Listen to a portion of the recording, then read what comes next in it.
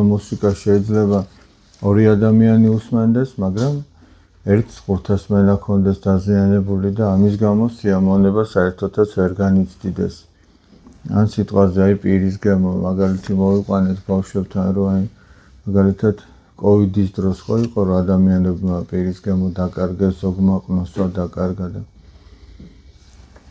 როგორი გემრიელიც არ უნდა ეჭამა ადამიანს, არა, იმის გამოს ვერ გაიგებდა. გინდა უგემური უჭამია იმ დროს და გინდა გემრიელი, იმის გამოს უბრალოდ ვერ რეცეპტორები აღარ აღიქვამდნენ ისე როგორც საჭიროა და ამიტომაც აი ადამიანი რომ ვერ განიცდის სიხაროს, ესე იგი რაღაცა ნებები ჭარბობს მაშინ ჩვენში. და ადამიანი თუ ნელ-ნელა ეცდება რომ განიწმინდოს ამ ნებებისაგან, მას სიხარული უნდა დაუბრუნდეს. თუ სწორად აკეთებს ამას, ანუ ეკლესიური ცხოვრება და ქრისტიანული ცხოვრება სწორედ რომ ნებებთან ბრძოლას გულისხმობს. და ჩვენში უამრავი უნებაა, ესე იგი, აი რომ დააკვირდე ადამიანი პირუთვნელად რომ დააკვირდე საკუთარ თავს, უამრავ ნებას აღმოაჩენ. და ეს ნებები კი არ არის დაუშვათ ჩვენი მხრიდან საზრუნავი რომ ეს ნებები დავაკმაყოფილოთ. აი მაგალითისთვის ვიტყვი დაუშვათ ვიღაცას ნაყროვანების ნება აქვს და ის კი არ არის რაც შეიძლება გემრიელი ჭამო და მაძრისად ჭამო. საზრუნავი ეს კი არ უნდა იყოს.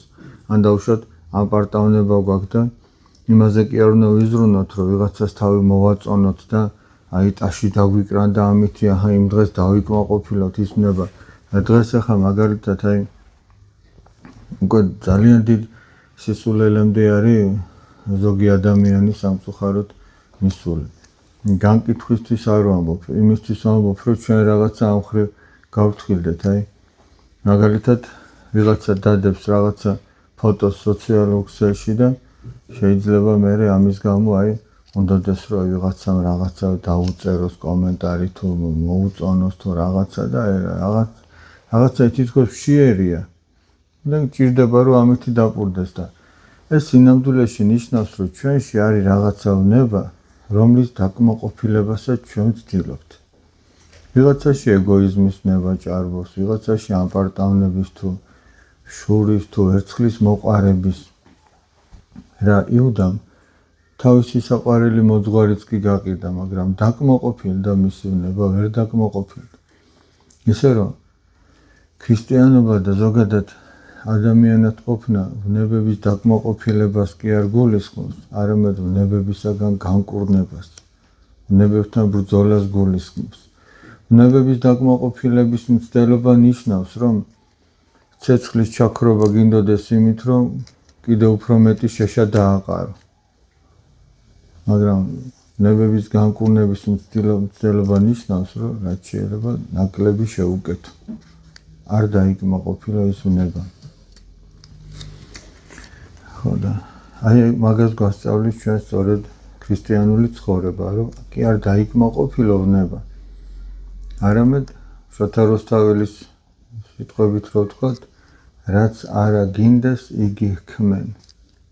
ნუსდევ წადილთა ნებასა, თუ სწორად ვამბობ ახლა. ის კი არ გააკეთო, რაც რისი ჟინიც გაქვს. ნახა, ჭამა ადამიანს ჭირდება თავისთავად ცხადია, მაგრამ მოციქული პავლე ამბობს, რომ ხორციელ საზრუნავსო გულის თქმათ ნუ გაიხდით. ჭამა რო ჭირდება თავისთავად ცხადია, ჩაცმა რო ჭირდება თავისთავად ცხადია, მაგრამ ეს თუ გულის თქმათ ექცა ადამიანს და უკვე ვნებაა და დამოკიდებული ადამიანი იმაზე რაღაცა ისეთი ეცას, რაღაცა ისეც მიირთმევდეს. ეს უკვე ნიშნავს, რომ ვნებაა და ეს ვნება კი არ ახარებს ადამიანს, პირიქით სიხარულს ართმევს. სხვა ყველაფერთან ერთად სიხარულს ართმევს. ამიტომაც აი ზოგჯერ ადამიანებს თავისუფლება ასე გვესმის, რომ ესე იგი თავისუფლება არის ის, რასაც მინდა იმას რო ვაკეთებ. თუმცა რასაც მინდა იმას თუ ვაკეთებ, ეგ კი არის თავისუფლება, მაგრამ ვაკეთებ იმას, რაც მინდა, ვერ ვაკეთებ. ჩემი უნებები მიშლის ხელს. აი მაგალითად ვიღაცამ რაღაც გამაღიზიანებელი თქვა. მე სულაც არ მინდა რომ გავღიზიანდე და მირჩევნია 7-9, მაგრამ ჩემი მრისხანება მაძლევს იმის საშუალებას, რომ მე 7-9 ვერ ვეუბნები. მრისხანეთ ეუბნები. ან ვიღაცა ტყუილად გადანაშაულებს რაღაცაში, ჩვენ იმ წუთში თავის მართლებას ვიწყებთ რა, რისგან არის? ვნებაა ჩვენში. თუ არ ვნება რო არ იყოს, თავს დახრიდი და იტყოდი რომ ბოდის გიხდი. მაგრამ ჩვენ ამას სამწუხაროდ ვერ ვაკეთებთ და საბოლოო ჯამში გამოდის, რომ რაც უფრო მეტად არის ადამიანის შეპყრობილი ვნებებით, მით უფრო არის უბედური და სიხარულს ვერ განიცდის. და რაც უფრო მეტად ეცდება ადამიანი განიკურნოს ვნებებისაგან, მით უფრო ბრუნდება სიხარული. თორე ჩვენ ალბათ თქვენს გისაუბრეთ ადამიანებთან, რომ ყველაფერი აქვს იმისათვის, რომ ბედნიერი იყოს, მაგრამ სიხარული არ აქვს.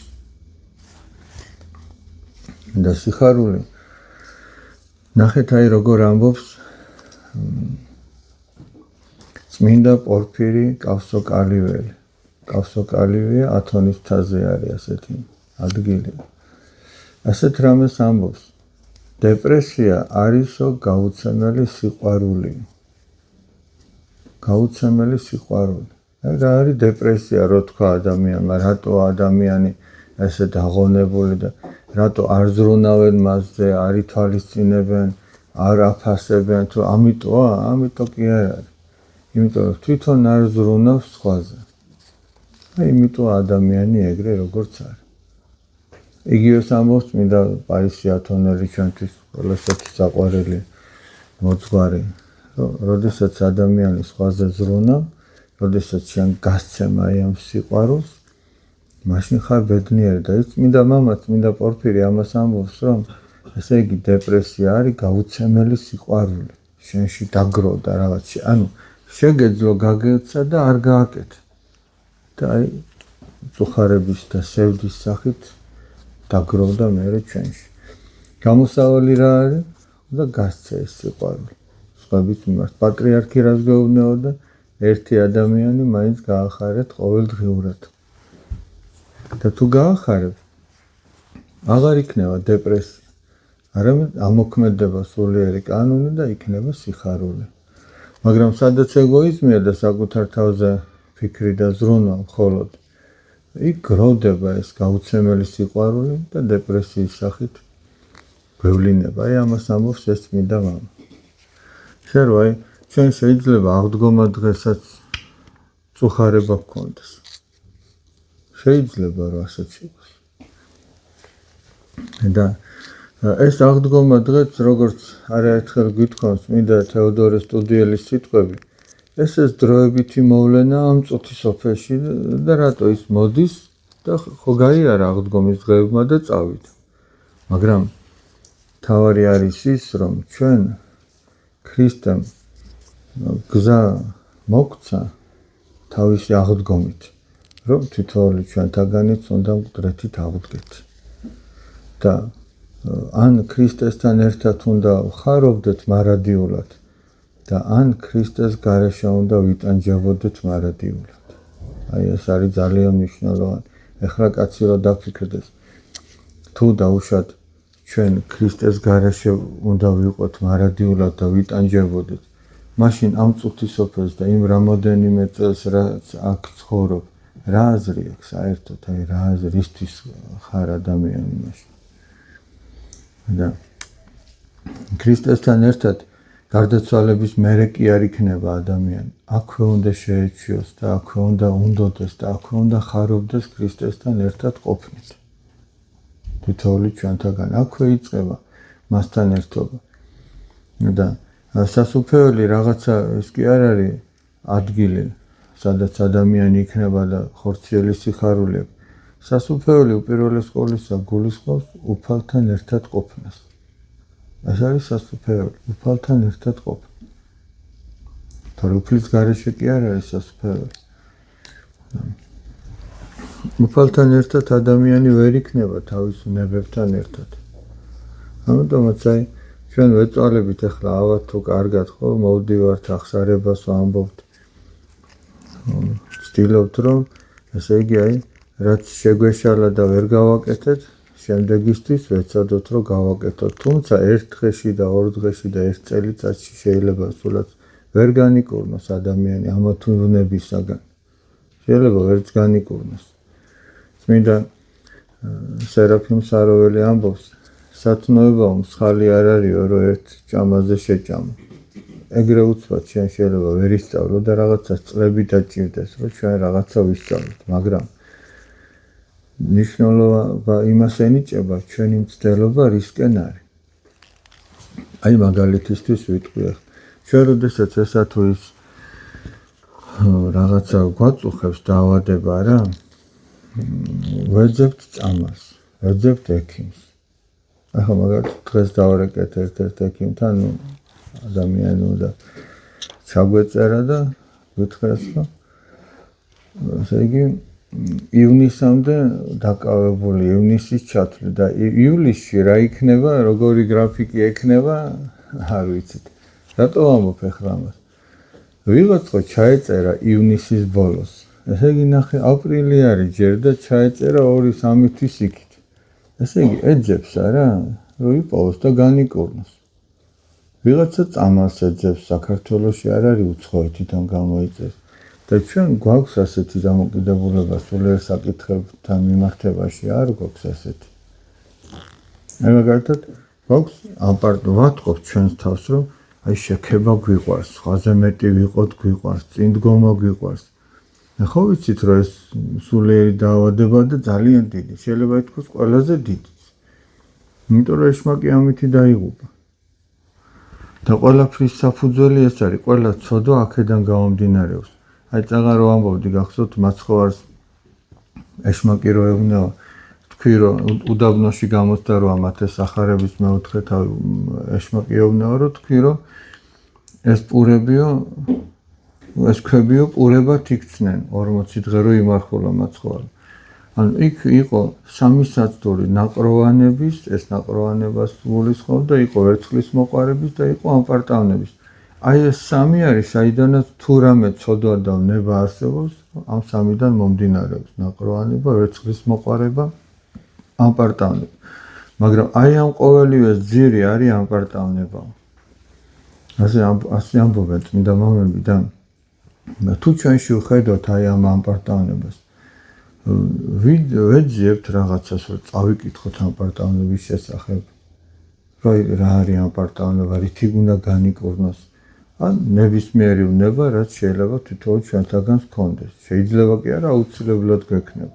მე ჩემ თავში ვხედავ რაღაცა სხვა თავის თავში ხედავს და თუ მუშაობს ადამიანი საკუთარ თავზე აი ამაზეა ლაპარაკი თუ უბრალოდ ჩვენ მივდივართ და ახსარებაში ვაფიქსირებთ რომ აი ვიღაცა განვიკითხე ვიღაცა შემშურდა თუ ვიღაცას და მოვატყუე თუ რაღაცა თითქოს ეს ჩვენ კი არა ვართ მაგრამ თითქოს ჩვენში რაღაცა მოხდა ისეთი უჩვეულო კი არ მოხდა ეს ჩვენი მანკიერებების გამოვლინება ის თითოეული ცოდვა ამიტომ ჩვენ როდესაც ვიღაცას განვიკითხავთ უნდა ვიცოდეთ რომ ეს განკითხვა საიდანღაც მომდინარეობს დაზიანებულია ჩვენი სული და რამდენად ვცდილობთ მარტო ანუ კურნება ის კი არ არის რომ მარტო მე დავუშვათ თქვა რომ მე განვიკითხე ეგ სულაც არ გულისხმობს კურნებას ეგ უბრალოდ გულისხმობს რომ შენ დააფიქსირე ადამიანმა რომ ვიღაც განიკითხე აი დავუშვათ რომ ვთქვით რომ ვიღაცის შეგშურდა რა გავაკეთეთ იმისთვის რომ შემდეგ ახსარებამდე დღეიდან რამე მოხდა ისეთი რომ ჩვენ ვიზრუნეთ რომ აღარ შეგშურებოდა რამე წამალი ვიხმარეთ და თუ წამალი არ ვიხმარეთ იცით რას გავს აი დავუშვათ ადამიანს რომ ახველებს და აი ყველანაირად ესე ეცადოს რომ შეიკავოს და ვერ შეიკავებს მაინც დაახველებს და წამალი ჭირდება და წამალი თუ არ იხმარა როგორც არ უნდა ეცადოს რომ აი ხო ყოფილა ალბათ ყოფილვართ ჩვენ რომ ისეთ მასში ვართ გარემოში ისეთ საზოგადოებაში რომ აი ახლა სახში რომ ხარ და სულაც მარტო თუ ხარ დაახველებ და არც არავის არ მოგერიდება, მაგრამ არის რომ ზოგჯერ მოხვდები ისეთ სიტუაციაში, რომ ნუ გერიდება, რომ ხმაურს იწვა რაღაცა. აი მაგალითად თეატრში ხარ თუ შეხვედრა, იქ ხა ესე ხო ვერ დაიწყებ ხელებას და გინდა თავი შეიკავო, მაგრამ ხერ ხდება, ვერ ხდება. მერე წითლდება ადამიანის ცხენია, მერე გარეთ გამოიქცევა ბოლო და რაღაცა ამოისუნთქებს შვებით. მე იმის თქმა მინდა, რომ ჩვენში რო არის რაღაცა მიდრეკილება ვნებიანი, თუ არ უწამლე და მარტო თქვი რომ გახველებს, ეს არ შველს. თუმცა რა თქმა უნდა ახსარებაში მოქმედებს მადლის სულისაწმინდისა, რომელიც ადამიანს ეხმარება, ამის უგულებელყოფაც არ შეიძლება. და ესეც უკვე თავისთავად კურნების დასაწყისია, როდესაც ჩვენ ამას ვაღიარებთ, რომ ჩვენ ასეთი ცოდვილები ვართ, მაგრამ მეორეა კიდე საკუთარ თავზე მუშაობა. როდესაც ადამიანი შრომობს, ახლა ჩვენ არა ვართ იმ პირობებში, როგორ პირობებშიც მაგალითად არიან მონასტერში. საერო ცხოვრება ძალიან განსხვავდება მონასტრული ცხოვრებისაგან. მაგრამ რა პირობებშიც ვართ, იმ პირობების კვალობაზე კი უნდა მოვთხოვოთ ჩვენს თავს, ესე იგი. ჩვენ ვერ მოვთხოვთ იმ სიზუსტით და ზედმიწამლობით, როგორც მონასტერში. არ გვაქვს ის პირობები, ის განმარტოება, ის მყუდროება, ქალაქში ვართ, 1000 გვარი ემოციით თუ რაღაცა სანახაობებით დატვირთული და ჩვენ არ გვაქვს ხელსაყრელი პირობები სულიერი ცხოვრებისათვის, მაგრამ ადამიანი თუ ეცდება, რომ რაღაცა პატარა განმარტოებასაც მიაჩიოს თავისი თავი, რომ თავის სულში ჩახედვის შესაძლებლობა ჰქონდეს, ეს ძალიან კარგი იქნება. ანუ თუ არ არის აუცილებელი რომ გახვიდე ხალხმრავალ ადგილზე, ნუ გახვარ. იყავი მარტო ყუდროთ, ლოცვის საშუალება გქონდეს, სახარების კითხვის თუ ფიქრის, ბოლო ფიქრის საშუალება გქონდეს, დაფიქრდეს ადამიანი საერთოდ რისთვის მოვიდა. რა არის ამ ყველაფერში? თავარი შედეგი რა უნდა იყოს? კი, ვაკეთებთ ყველაფერს, თითქოს ფაციფუცობთ, რაღაცებს ვაკეთებთ, რაღაცები გონია, მაგრამ ამ ყველაფრის ბოლო რა უნდა იყოს? ეგ არის ძალიან მნიშვნელოვანი. როდესაც ადამიანი აღმოაჩენს რა არის მთავარი, მერე ყველაფერი თავის ადგილზე ლაგდება. როდესაც ადამიანი აღმოაჩენს, რომ მთავარია ღმერთთან ურთიერთობა, სამყაროს შემოქმედთან, სწორი ურთიერთობა, კეთილსინდისიერი, გულწრფელი. მერე ყველაფერი თავის ადგილზე ლაგდება და ის, რაზეც ნერვიულობდით, აღმოვაჩენთ, რომ სულაც არ ყოფილა სანერვიულო და სულაც არაფერს აღარ ნიშნავს ჩვენთვის. ის წვრილმანები, იმიტომ რომ ის წვრილმანებად გვევლინება უკვე მე. და რაზეც არ ნერვიულობდით, თურმე ის მართლაც დასაფიქრებელი და სანერვიულო და შესაძლებელი ყოფილა. აი მას მივხვდებით ჩვენ და რომ ერთმა მოგვანიჭოს ჩვენ ძალა სულიერი ცხოვრებისა. ის გარეშეც ადამიანი, როგორც ვიტყვიან, თავის უბედურია. პირველ რიგში ჯერ საკუთარ თავს ავნებს ამით. კი, შეიძლება სხვები შემოგნატროდნენ, მაგრამ შენ არ იყო ბედნიერი. და ის, რომ სხვებს ასეთი წარმოდგენა აქვს ჩვენზე, აი რა, არაფერს სულაც არაფერს არ ნიშნავს.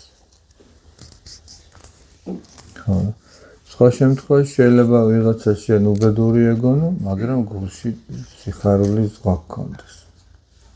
ასეც შეიძლება მოხდეს. თავარი ის არის. ხო გახსოვთ, აი მოხუცმა კაცმა რომ მონეტა დაკარგა. ქოხის გარეთ რო ეძებდა. ახალგაზრდებსაც რო აძებნინა კარგა ხანს და იქნება ვაქარ დაკარგე პაპიო და კიო შვილო ვაქარ დავკარგეო, შიგნით დავკარგეო. მე აქ რატო გვაძებნინებო და შიგნით ბნელაო და არ ჩანსო და აქ უფრო ხოდა ჩვენ გარეთ არ დაგვიკარგავს. რა მნიშვნელობა აქვს ახლა აი კაცმა რო თქვას, გული თუ დამძიმებული გაქვს. აი ეს ქვიშის საათი ახლა ოქროსი იქნება თუ ხისა იქნება, რა მნიშვნელობა აქვს? ტელეფონი იქნება თუ მანქანა თუ სახლი თუ გული დამძიმებული გაქვს და ის სიხარულს არ განიჭებს, რა აზრი აქვს მაშინ მის ქონას? აი მაგალითად ჩვენ ალბათ ყველა ყოფილვართ ისეთ სახლში, სადაც ხორციელი გაგებით ყველაფერი შეიძლება ჰქონდეთ. ნუ სხვაზე მეტი მაინც. მაგრამ აი რაღაცა არ არის იქ რა. რაღაცა მადლი არ არის თითქოს რა. მარილი არ არის. ხო, სხვათა შორის სახარებაში მადლი სწორედ მარილს არის შედარებული და არ არის მარილი, მაგრამ ყოფილა შემთხვევა რომ ყოფილვართ აი ისეთ ოჯახში, სადაც რო იტყვიან აი ბევრი არაფერი აქვს, აი საარსებო მინიმუმი როა და რაღაც სხვანაირი აურაა იქ. მარილი, შენ ვარ გეტყვი. მარილი, აი რაღაცა არის ისეთი რომ აი რაც გიზიდავს ადამიანს და აი ეგ არის ყველაზე მთავარი. ეგ არის ყველაზე მთავარი. იქონიეთო თქვენს თავშიო მარილიო უფალი გვეუბნება. იმიტომ რომ თუ მარილი განქარდაო, მაშინ რიღათი უნდა დაიმარილოს და თითოეული ქრისტიანის სხვათა შორის მარილს არის შედარებული. იმიტომ რომ ნახეთ ერთი ასეთი ძველი ქრისტიანული საეკლესიო ძეგლი არსებობს. თუ არა ვცდები პირველი თუ მეორე საუკუნისა. ეს არის წერილი დიოგნეტესადმი. და სადაც არის რაღაც არის იქ ნათქვამი. დიოგნეტე იყო ერთ-ერთი ახალგაზრდა კაცი, რომელიც დაინტერესებული იყო ქრისტიანობით და როგორც ჩანს, მოციქულთა მოწაფე წერს ამ წერილს ამ ახალგაზრდა კაცის დიოგნეტესადმი და უხსნის ქრისტიანობას და ქრისტიანებიო ისევე არ ჩანანო ამ წუთისოფერშიო როგორცო სული არ ჩანს. მაგრამ ქრისტიანები ისევე არიან განფენილი ყველგან, როგორც სულია მთელს სხეულში განფენილი. და როგორც სული აცოცხლებს სხეულს, ისე აცოცხლებენ ქრისტიანები ამ წუთისოფერსო და მარილი რატოა მოტანილი, შედარებული რომ ესე იგი მარილით ხო ხორცს დაამარილებენ რომ არ გაიხსნას და არ გაფუჭდეს და ქრისტიანიც თავისი თვისებებით ასეთია, უნდა ამარილებდეს ამ წუთისოფერს და გახსნისაგან იცავდეს. და თუ ეს მარილი განქარდება, მაშინ ვეღარაფრით დაამარილებ და იქნება გახსნა ამ წუთისოფლის, ანუ იქნება როგორც სახარებისეულად ხსნათ საყოველთაო განდგომილება. და იქნება ჯერ ანტიქრისტეს მეფობის პერიოდი და შემდგომ ქრისტეს მეორედ მოსვლა. ანუ იმაზეა დამოკიდებული, რამდენად გადაიწევს მეორედ მოსვლა, რაც უფრო დიდხანს შენარჩუნდება ეს მარილი, მით უფრო გადაიწევს ქრისტეს მეორედ მოსვლა. რაც უფრო მალე იქნება საყოველთაო განდგომილება და უზნეობა და საყოველთაო გარყვნილება, აი მით უფრო მალე იქნება ქრისტეს მეორედ მოსვლა. ამაზე ძალიან მნიშვნელოვნად დამოკიდებული. ღმერთმა მოგვანიჭოს სიხარული.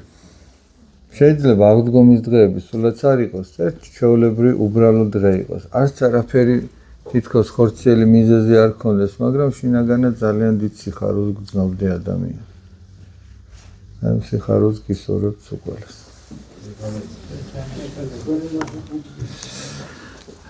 მოდი ახლა